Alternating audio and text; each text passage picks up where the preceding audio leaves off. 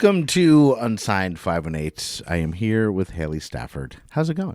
I'm good. How are you? I'm doing well. And, I want to thank you, first of all, for doing this on such short notice. I actually had a quick opening, and I just, sent you an Instagram message. I was like, hey, you want to come on the podcast this weekend? And you were like, yeah, totally. Absolutely. And then it happened that quick. So I appreciate that. But, as we start the episode, we talked a little bit before we got recording, where I said I just want to know how you got started in music. I've seen your stuff on social, I've heard your music, and I guess just tell us the story of Hayley Stafford. Yeah, definitely. That's a long one. But when it comes to music, I guess I've always been kind of a musician. Since before I can remember, I was writing little songs in my head as a 4-year-old. And when I was about 9, my grandma got me my first album, which is Speak Now by Taylor Swift. And it inspired me a lot. And I was getting bullied in school when I was in 6th grade, around the time that she got the album for me. And there was a school talent show. And I had no history with actual singing. I was not good, but I was like, I'm going to stick it to the haters and I'm going to sing at this talent show in front of my whole school.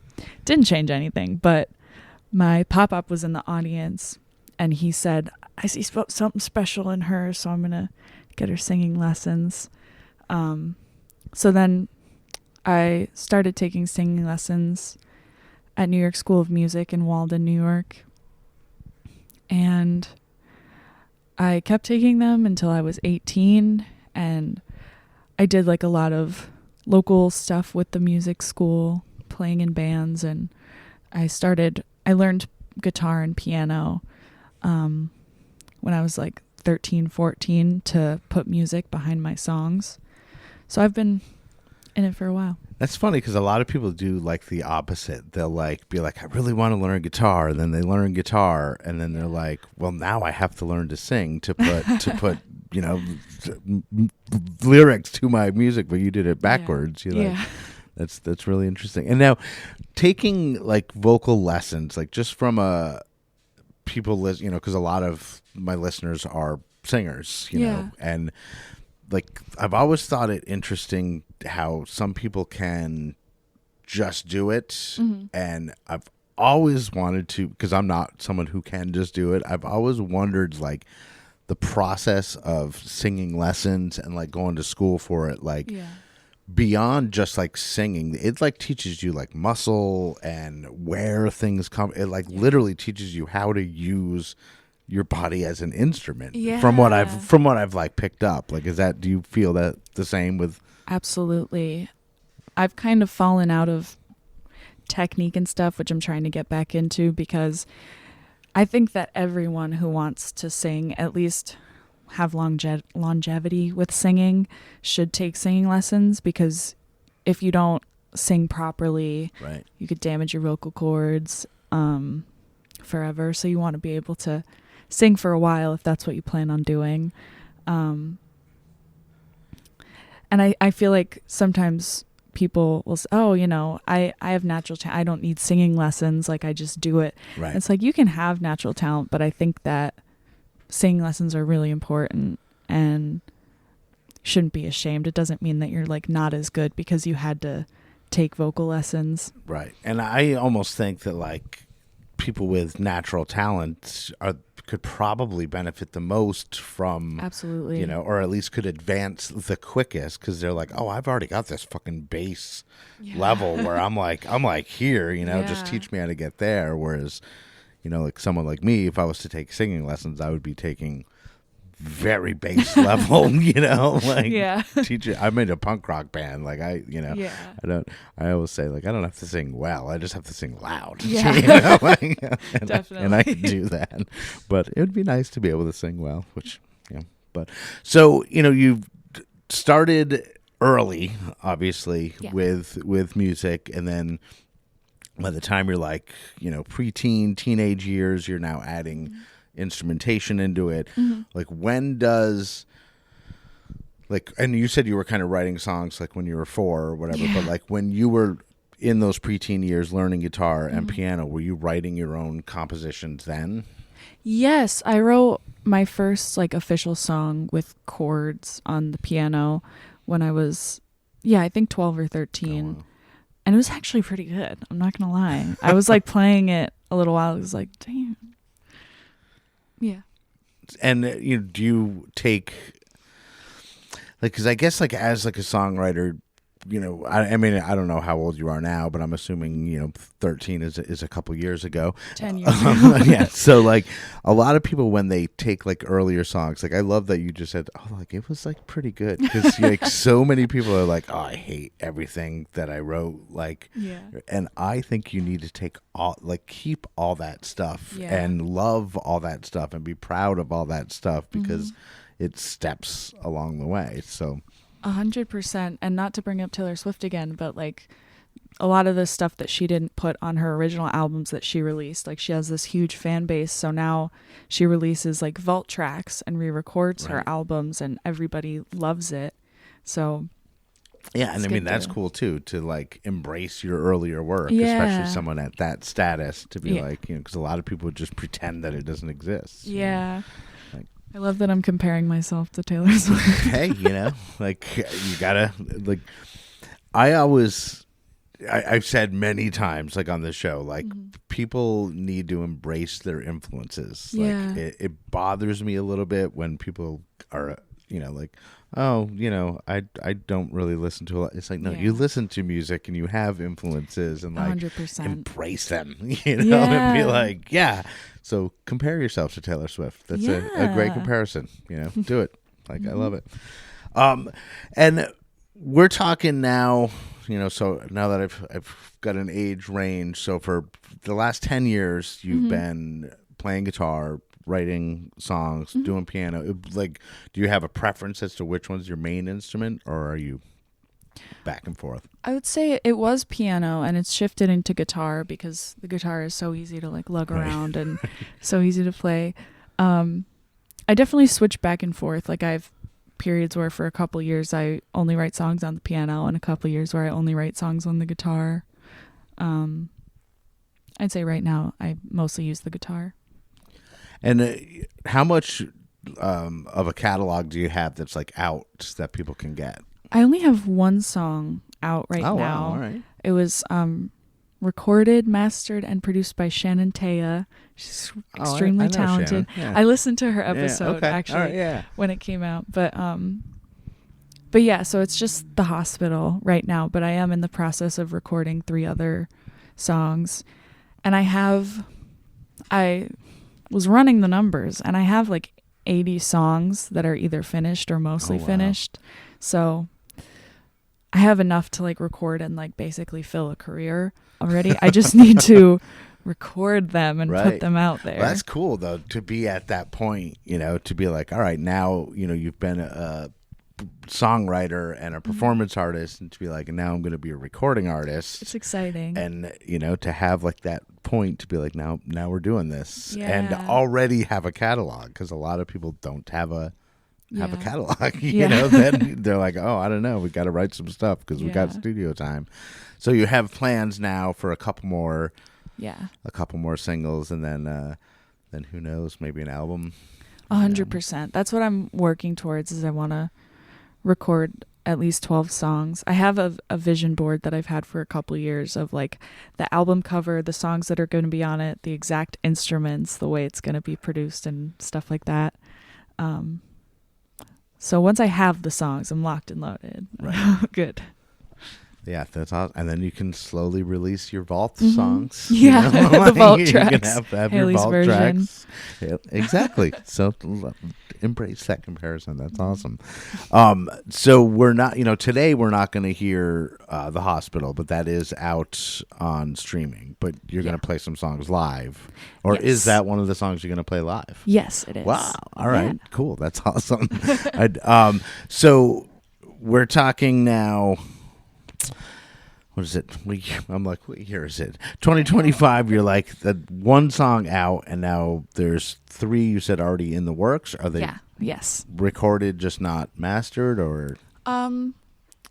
Well, all three are kind of being recorded and mastered at the same time. Nice. My first official studio session was actually this past Tuesday, so That's pretty exciting. new. Yeah. Like, I'm so excited about to be it. like, oh, I'm catching you right at like the launch point. The up and know? up. Yeah, because that releasing music it's an exciting thing, and even though it's difficult to do it like yourself or whatever, to have that control over what you put out is amazing. 100%. Like 10 years ago you couldn't do that, and or I guess maybe 10 you might have been able to, but I'm old. Like, no. So 25 years ago, you definitely couldn't put your own stuff out and have people hear it. Yeah, it wouldn't get attention. Like, you could, but... Sure. But now, you can put it out, and you have listeners on other continents that are, like, digging your shit. And like that's, social media and stuff. Yeah, it's fun. What a time to be alive. But so since you brought your guitar and we're going to hear some songs, what was the first one that we were going to hear? It's called Moonbeams. Okay. You want to tell us a little bit about it before you play it? Yeah. It's about sleepless nights when you just get really angry because you can't fall asleep, and then you're like, whatever, I'm just going to take a walk outside at night, which I don't recommend. But I took a walk outside on one of those nights, and I started talking to the moon like a crazy person, and I wrote a song about it and how it could feel comforting, and you can feel like a main character when you're sad. I love it. All right, so let's hear Moonbeams live here in the Dazzle Den from Hayley Stafford, and then we'll be right back. Oh, moon, don't look away. Shadows fall behind me from your gaze. It's pretty here and it's cold, and I came here 'cause I wanna be alone. And it's like warmth in a cold place. It's like home in a stranger's face. It's like the soft fall of a million snowflakes. Moonbeams reaching down, don't look away. Right now I feel safe.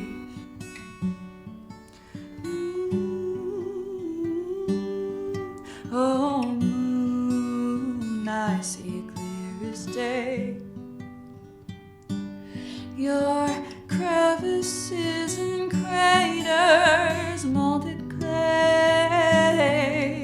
I live in fear and I'm old, and I came here because I'm completely alone. And it's like warmth in a cold place. It's like home in a stranger's face. It's like the soft fall of a million snowflakes. Moonbeams reaching down, don't look away. Right now I feel safe.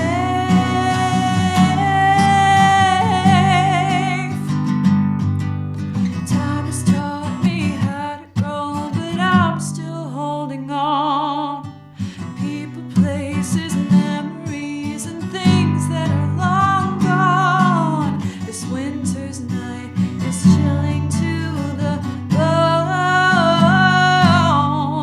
and it's hard to feel like I'm not completely alone. 'Cause it's like warmth in a cold place. It's like home in a stranger's face. It's like the letting go of a million mistakes.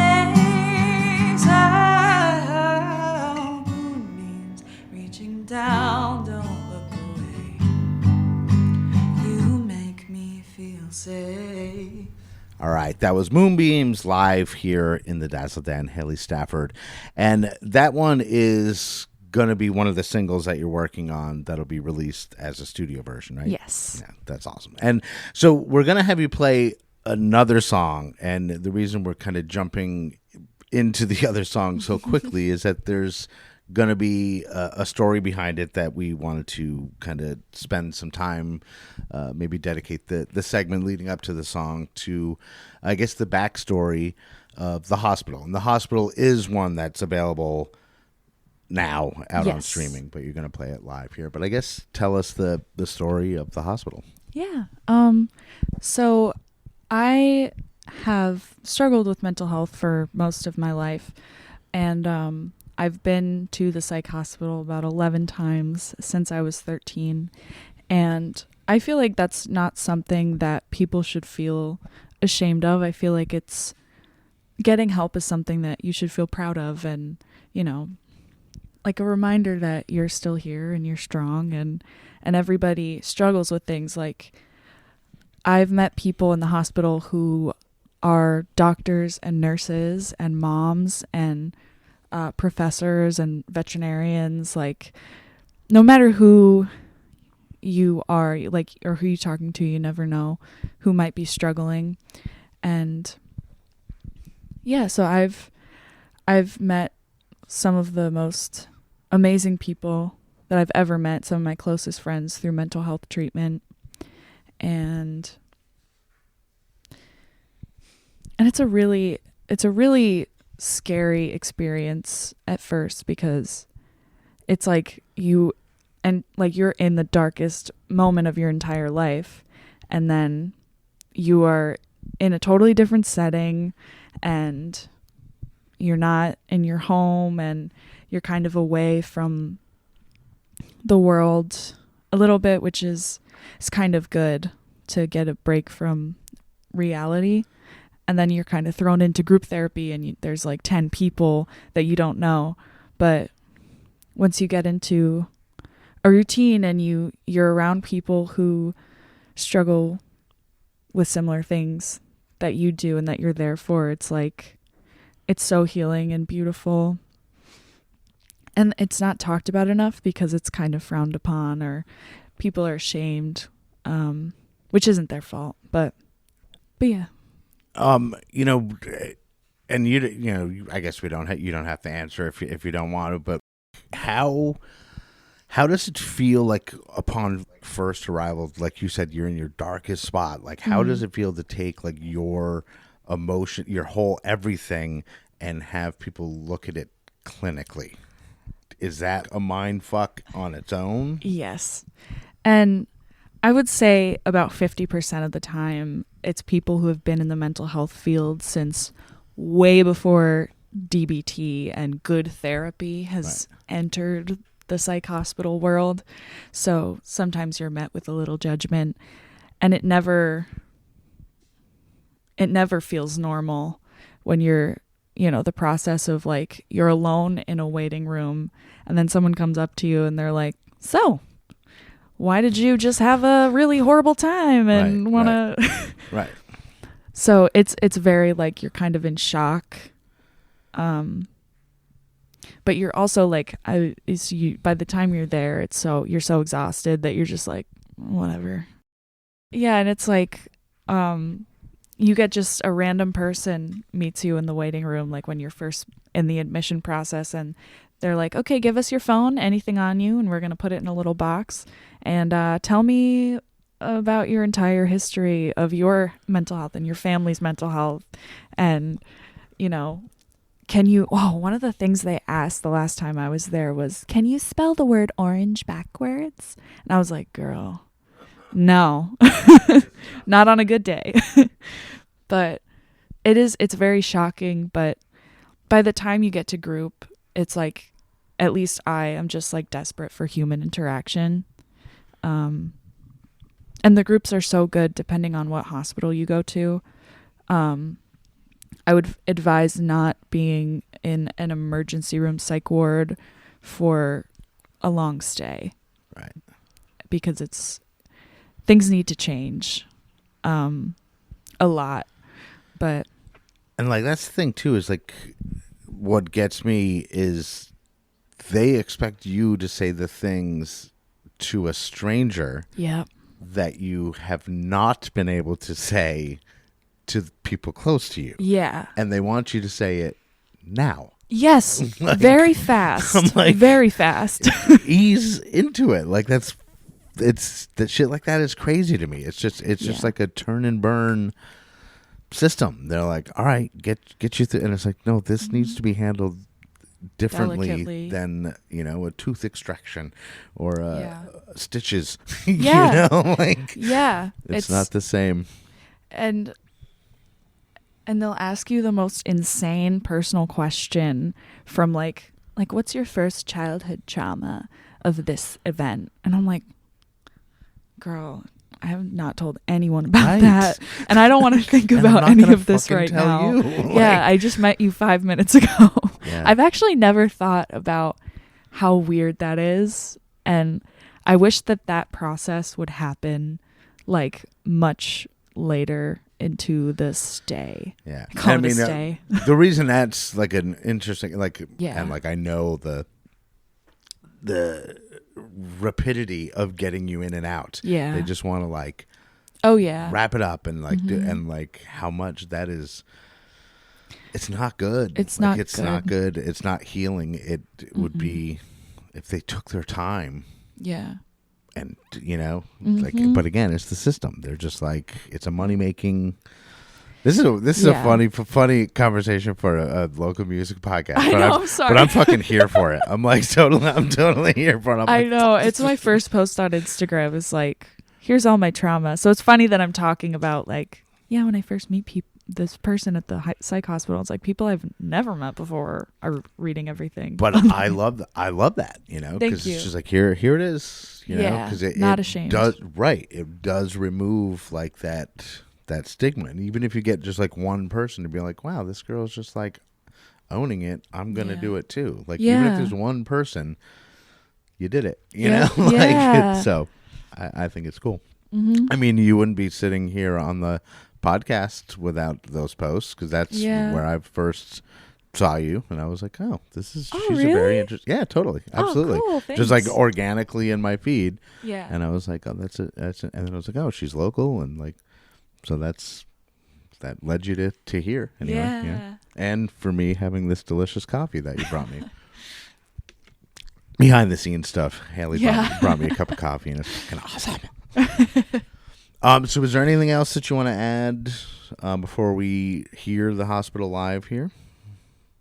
Oh, just that if you are in this area and you are seeking psychiatric treatment, I recommend Four Winds Psych Hospital in Saratoga or Four Winds Psych Hospital in Katona, New York. Cool. And I can link to those in the show notes, so that would be amazing. Anybody listening can just go whatever platform you're listening, just go to the show notes and I'll link to that. So thank you. Yeah, no problem. All right, so let's hear the hospital live here in the Dazzler then, and then we'll be right back to wrap it up. Take your pills, heal the pain, and swallow them away, or leave them under your tongue. Heal the hurt in your brain, 'cause it'll drive you insane, or just leave all your things and run. The waiting room lights hit your eyes all the same, while the air is infecting your lungs. Clipboards, monitors, well-paid doctors, their hands like ice leave you numb, as you carry the pain of being too young. Make some friends, read the room, but don't smile too soon, or you'll be the crazy one. Everything ends, and we're all here like you, just outcasts whose minds are gone. clipboards, cold energy, exposure therapy. Well, this has been real fun as I carry the pain of being too young.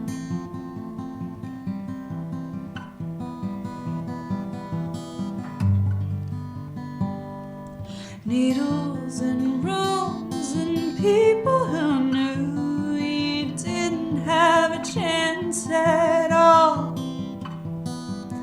Blood work that last time goes by so fast, and before you know it, you'll fall in love with the patience, the hospital lights.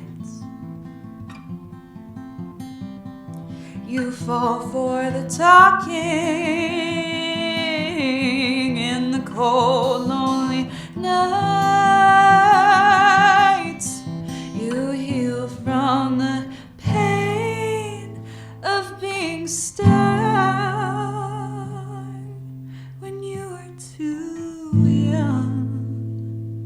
All right, that was The Hospital, Hayley Stafford live here in the Dazzle Den. And Hayley, I want to thank you so much for coming over here and doing this and being so candid about your story. Like, I do think it's super important. And, you know, even though I was certainly not going to press the issue, a very small part of me was like, I really hope she talks about the mental health issue. Good. I'm glad it worked out. You know, 'cause I wasn't going to bring it up, but I was like, yeah, absolutely. Because to me, it's absolutely important. And everybody does go through their things. And I think a lot of people, if they spoke up and asked for help, then it would just be a much simpler thing. And we do need to take the stigma out of it. And so I appreciate you taking the stand for that. It's awesome. But before we go, I want to give you a chance to say what I refer to as your gratitudes. So the microphone is all yours. So I almost said I'd like to thank the Academy. Just all my local music friends up here who I've met in the past couple of years have been so welcoming and amazing. Too many names to list, like right now. My boyfriend, he's an incredible musician, and I met him at an open mic 2 years ago, and no one has ever been as supportive as you. He's right here. Yeah. He's sitting right next to her. Yeah. And also my singing teachers, when I was in music school, they always believed in me before I believed in myself, and would tell me that the world needs to hear my music. And that has actually encouraged me to get help and keep going. And all my friends that I've met in the hospital, I love you. Okay. Awesome. All right. So she is Hayley Stafford. I am Andy Scullin. This is Unsigned518. And I'll see you on the road.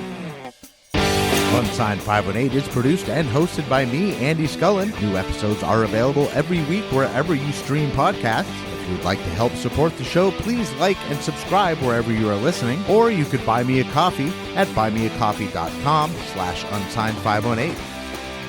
If you would like to advertise on the show, send me an email at unsigned518@gmail.com. And to be a guest on the show, reach out to me through Instagram at unsigned518.